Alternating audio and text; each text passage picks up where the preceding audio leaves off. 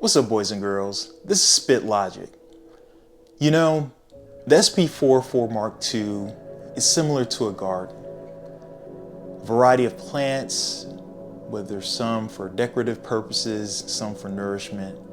And I think for any person that is cultivating a garden, what is important is probably two elements. I think the seeds and then I think the soil are two things that are vital, critical, in order to start creating a garden. With the SP44 Mark II, specifically when you talk about those seeds, what you choose to plant, how many of that plant you want, the different types and variations of it, the textures, and then of course the timing, the season that you're going to use to plant those seeds. That is essentially the utility section of the SP44 Mark II. That is the seeds, those are the seeds, those settings, those choices that you make in order to cultivate your vision of what you want that garden to look like. In this video, I'm going to kind of go over the utilities and the settings on the SP44 Mark II.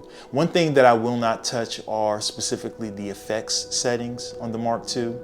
I'll go into that at a later time, but I want to focus kind of on the utilities specifically, and then some of the settings that you have on your SP44 Mark II with the different functionalities between the patterns and then inputting and exporting samples through the line inputs or through the USB. So before we get into these top three, I want to briefly go over the bottom three first. Number one, we go to the import menu, the import icon on your utility menu. Just using this enter button to get to it. And this is the same input menu similar to the import export menu when you hold shift and pad 14. So essentially, as with any kind of tutorial that you're inputting audio, you're going to use this menu to input or export certain things, and you can get to that through the utility menu here in the SP44 Mark II. As related before, it has these different menu options: importing from your SD card, exporting, and formatting your SD card. Now, when you go to import from SD card and you hit that enter button from there, it's going to be reading the SD card, and depending on how big the SD card is, depends on how long it'll take for it to read. But between sample, project, and then this project SX, this one is very interesting because now on your SP44 Mark II, you are able to import projects from your old SP44SX or your previous SP44 versions, and you can load it onto your current SP44 Mark II. Now, of course, when we go into projects, of course, you can download those projects from your SD card, import them, and then, of course, sample is pretty self-explanatory. If I go back and I go to export to SD card, holding that button, you have the ability to either a single sample or a single pad. You can go to a project, export the current project that you're in, and then the multi-pad version, which essentially allows you to export a pattern. And when you select that particular pattern, you'll be able to export that pattern and not only export the entire pattern, kind of bounce that pattern out, but you also have the ability to export the different layers or the different portions of that pattern as separate WAV files. The format SD card, that's pretty self-explanatory. That is you formatting your SD card to fit the SP44 Mark II's filing system.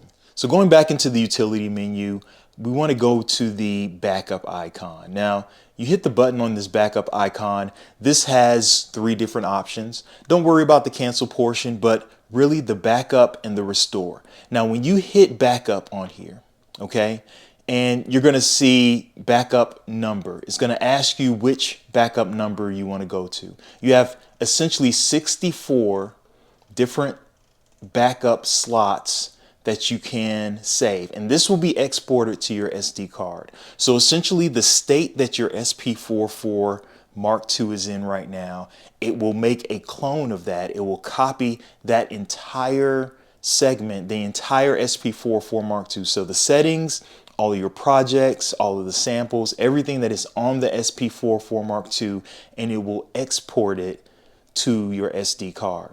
Now, as of note, this is a process that takes anywhere from 20 minutes to an hour, depending on how many projects, how much content that you have on here. And then of course, you just have to be aware of the size of your SD card.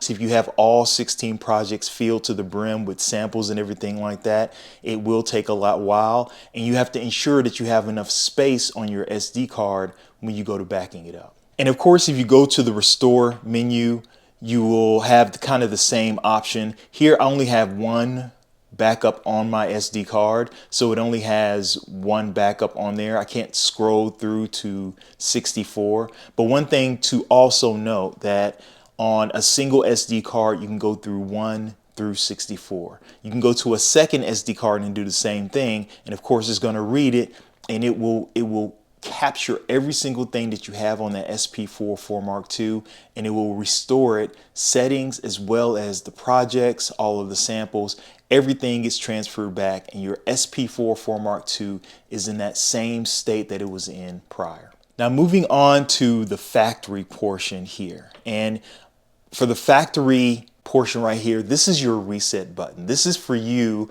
if you want to hit the reset button on everything that you have on your SP44 Mark II. You have three options here. Don't worry about the cancel. You know exactly what that means. But system data plus all data. So system data, if you hit that button for system data, everything that you've customized on the SP44 Mark II, all of the particular settings, the personalization that you have for how the SP44 Mark II operates, that is what's going to be reset to the factory. If you go to all data, not only will it erase all of those settings that you've personalized, but it will erase all of your projects and all of your samples, and it will have the original samples and original patterns that their SP44 Mark II had when you first purchased it. Okay, so let's start off with the system portion of the Mark II. We'll go to the system icon here, and you're gonna have, essentially 5 different tabs here at the top, and we'll go through the different tabs. But essentially, when you're talking about these different tabs, using this right control wheel number 3, that's going to help you scroll between the tabs right here.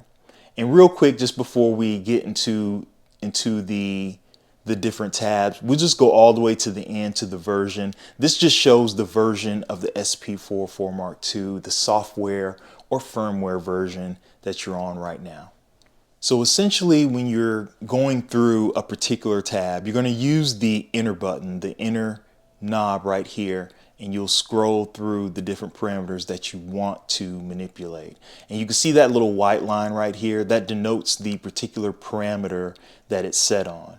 You hit the enter button and you'll see the setting right here light up, and then this is noting that that particular setting is ready to be manipulated or changed. You just use that same knob, that enter knob right here, and you'll see it change. The parameters change as you manipulate it. So between these two knob modes, there is the edit and the effects mode on here. And even though the effects knob has a third parameter, which we'll get into, really between the two of them, what they have in common is direct and catch.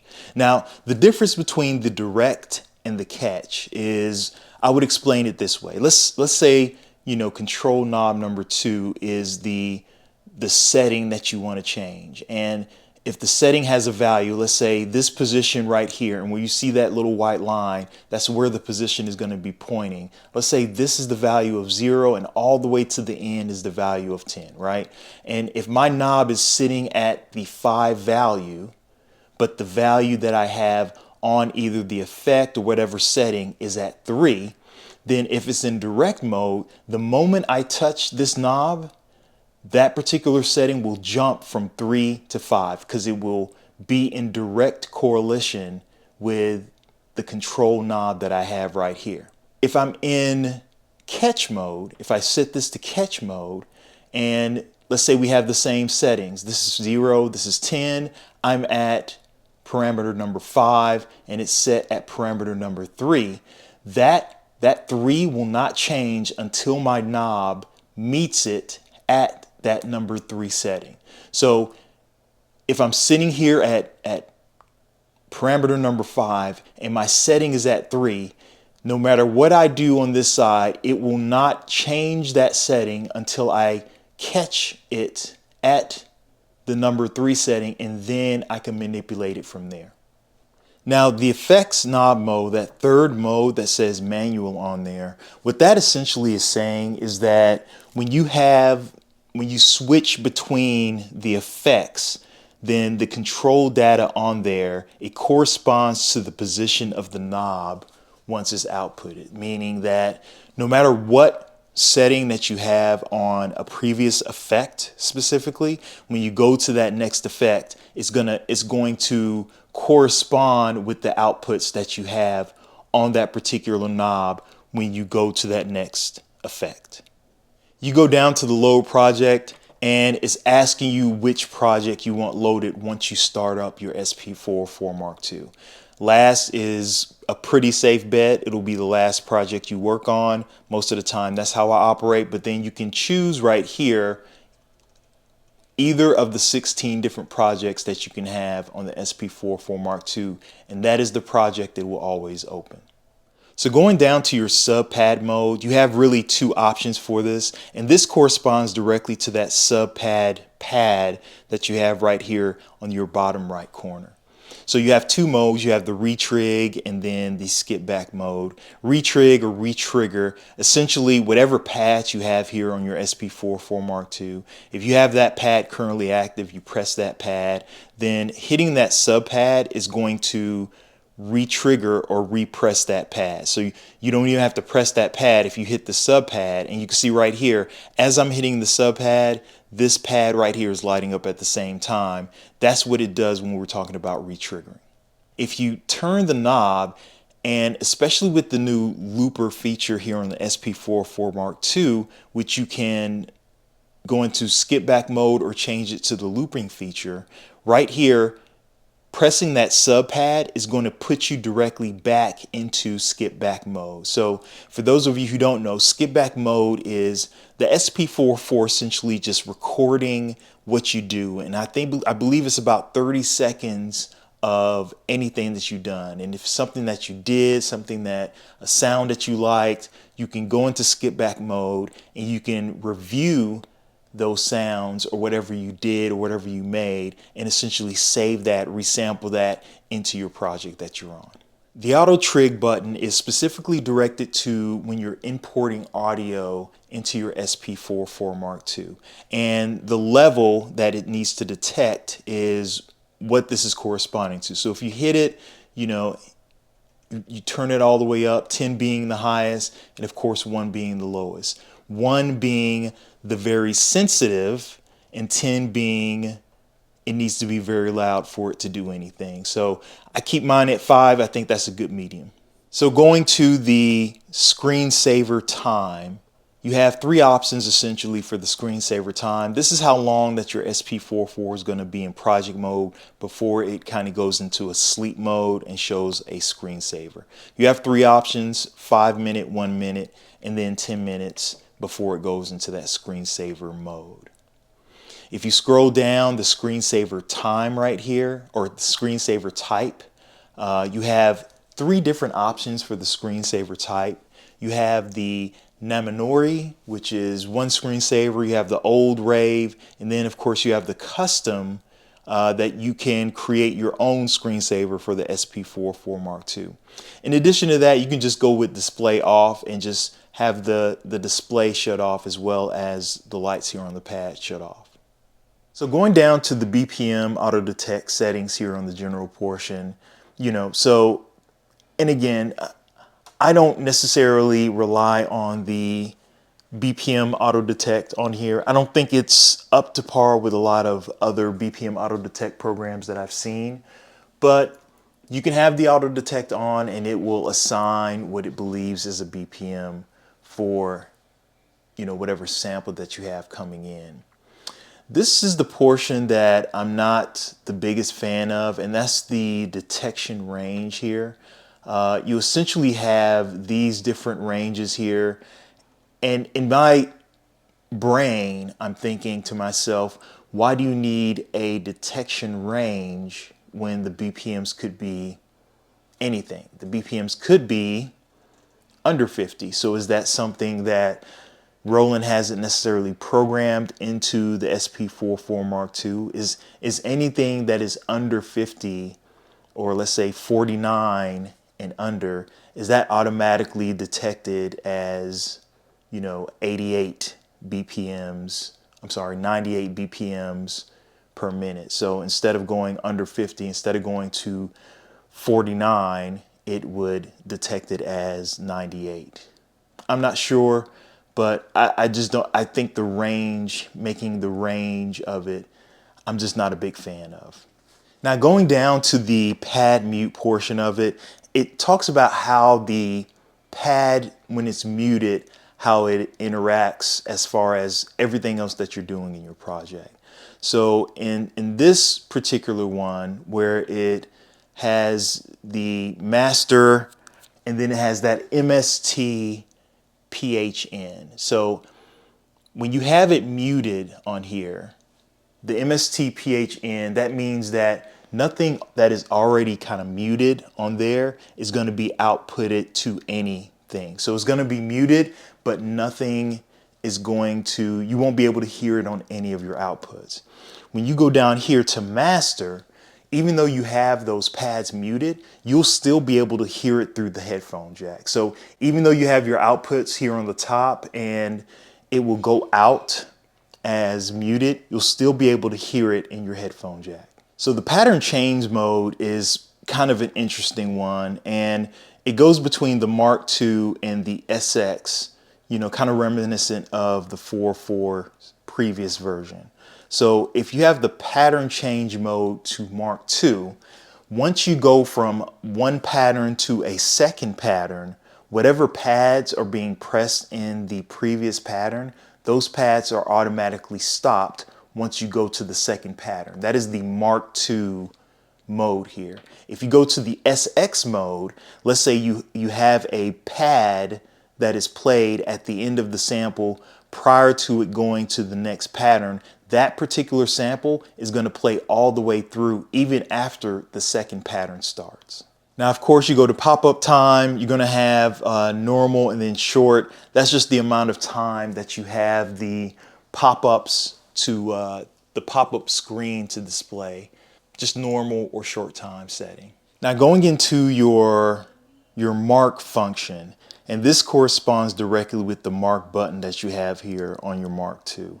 You have 3 different modes. You have SBS def, SBS long, and then looper. So the SBS or skip back feature, that's going to be your 25 seconds of skip back time. The SBS long is going to be 40 seconds of skip back time. And then of course you go into the looper mode, it'll be the looper mode. It'll go into that new feature since the 4.04 update, which is looper modes. You have really just 2 different modes for the reverse type of function when you go into that reverse mode. You have the 4.4 and you have the 3.03. And this is essentially based on your previous SP44SX or your SP303 mode. So how that reverse sounds, I'm imagining, since I didn't own any of the previous SP44s or any of the previous SPs, that it is reminiscent of those particular modes when you use the reverse type. Now going into your USB in feature, this is essentially where that audio signal is going to be inputted when that USB port is going to be used. The line in part of it, what that's going to do is that is going to essentially mix that USB port with the audio signal from any of the line in jacks. So essentially you'll have the line in, anything that you input into the SP44 from the analog, and you can mix that with a USB signal as well. So you essentially can have two separate inputs, one that is analog and one that is from the USB, from the digital. When you go to the mix out feature by just turning the knob right here, essentially what that is going to be saying is that the audio that you input from the USB is going to mix internally with the audio that you have from the SP44 Mark II. So essentially, whatever sounds you have internally going on, it will mix with the USB going in when you're recording. So one mode that I will probably never use in my lifetime is the DJ mode here on the SP44 Mark II. However, this setting in particular right here, you have three different modes that you can use for the DJ mode. The vinyl mode is going to act more akin to a record, which is laughable in my opinion, but essentially as the pitch and the speed, they correspond to each other. So the slower the record, it will correspond with the slowness or the lower tone of the pitch, and when you speed up the record, the pitch is going to increase. Now when you go to backing, that second mode, essentially the pitch and the speed can be independently manipulated. So you can still have a high-pitched sound even if your melody is going at a much slower rate. The ensemble one is essentially the same as the backing in that it does correspond with the pitch as well as the speed being kind of independent of each other, but it treats the audio as some sort of sustained instrument. It's more of an instrumentation, and you're going to get kind of an ensemble effect on it. And somehow that is supposed to help kind of that weird grainy sound that you hear a lot when you have kind of that pitch time manipulation when you're dealing with slowing down or speeding up a track. Again, I've never tried these before. I'm never going to probably try these because it's DJ mode, which is something I refuse to try. The bend sends mode, it sets how the pitch of the sample changes when you press that plus and minus pads on there. Again, what we're talking about is essentially in DJ mode, so just how quickly, if you look at it similar to kind of the pitch manipulator knob or fader on a record, how you can do, you know, in segments of 10, 20, and 50. This one goes up to, it looks like 100, no, further than that, 200. So it can go pretty high as far as how sensitive the pitch is going to be on here and how quickly you can manipulate it forward and back. So when you're talking about the file system, essentially it's between the multi-byte and the Latin 1 filing system. You want to go with the multi-byte one because that is a better catch-all kind of version. I don't want to get into kind of the specifics of 8-bit coding and 8-bit file management systems, but essentially without getting too geeky or too nerdy on it, the multi-byte system allows for more characters and more characterizations in the naming convention of the files as opposed to the Latin one. The Latin one kind of limits you a little bit more. You want to stick with that multi-byte parameter for the file system. And then of course lastly we're going to go into bank mode. Bank mode on or off. If it is off, that means that if I have pads on one bank and I go to another bank and I hit a sample on, let's say, bank A, and I go to bank B, that sample on bank A will continue to play even though I start hitting samples on bank B. If I turn it on, that means that when I'm hitting samples on bank A, as soon as I go to bank B and hit a sample, it will stop that particular sample on bank A, similar to kind of how you do different mute groups on a particular bank between the pads. Now going to this second tab right here, and you go to the click. This is all about the metronome. This entire menu is specific with essentially recording a pattern and using that metronome. The output assign function on here, when it is set to on, that metronome sound, you can hear it from the line out jacks as well as from the USB port. But if you turn it off, that particular click sound, you will not be able to hear that sound. The click level, of course, is just the volume level. Going to that metronome record portion right there, this is going to determine if that metronome sound is on or off, even when you're not in pattern mode. So if you are sampling something, you have something coming in, that metronome will be going on, and this is probably very helpful if you're doing like live instrumentation and you're trying to do it to a certain beat. But also that metronome will also play when you're resampling something. So that metronome will also, it could act as a guide. I tend to keep it off. The metronome pattern will show the metronome when you're recording a pattern. So you can turn that on and turn it off. And as you can see right here, I don't use it for just recording stuff, but I do use it for when I'm using patterns. So the count in record, when you have it on wait, that means that the sampling will start when you press a pad to playback when you're resampling, or when the audio is detected from the external. If you remember back in the general tab when we went there before, the auto trig level, that level directly corresponds with the click portion when we go into the count in record. It'll wait for at the fifth level, that mid level. Once it detects a sound at that level, that's when it'll start recording. Now, in addition to that, you can deal with the type of measures, how many measures you want it to wait. It's 1 or 2 measures, or you can have it off.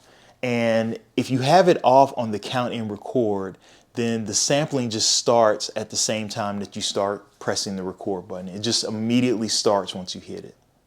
The count in for patterns, it determines how many measures it goes by before it starts recording. I believe you can go up to 4 measures. No, just 1 or 2 measures.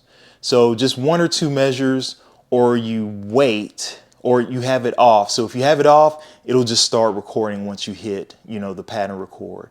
1 or 2 measures. And then if you have it on wait, that means it'll start once you press that pad to play back the sample, or if you're using an external device, it'll do the same thing and wait for audio to come in from something externally.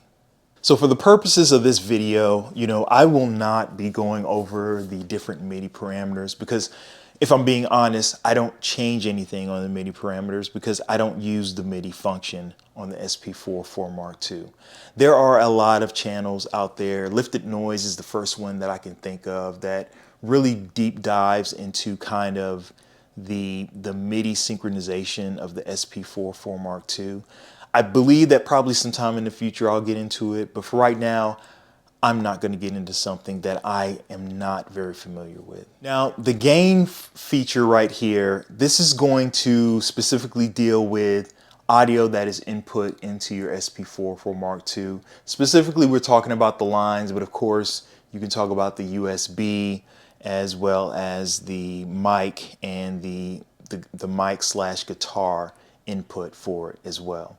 Essentially, when you talk about that attenuation, the attenuator, just look at it as something that acts as kind of a gate or a limiter for when you're inputting audio. So if you are bringing something into those lines, and let's say it's coming in very hot, or the volume is very high, turning that attenuator on will lower what the input volume is, and that will keep kind of that distortion sound when you're actually recording input in, to make it a little bit more palatable for your SP4 Mark II. When you get into the noise gate portion for your SP4 Mark II, you're really talking about the noise floor on your signal that's coming in from the line in portion as well as from the input. It can vary based on the type of inputs that you have on there. You have the different decibels, -12, I think it's 9 and 18. If you have that noise gate off, essentially you're not going to have any sort of noise gate being used. If you go to, I don't know if this stands for infinite noise gate, it's going to be the very bare minimum for that noise floor. So essentially, I keep it at 12. Again, I keep it kind of in the middle, and if you are bringing something in between the attenuator and the noise gate, just kind of listen to it through your headphones. And if something doesn't seem right, going into this menu can help you with manipulating the sound or the quality of the sound to ensure that you're not coming in too hot for those samples or those sounds that you're trying to record.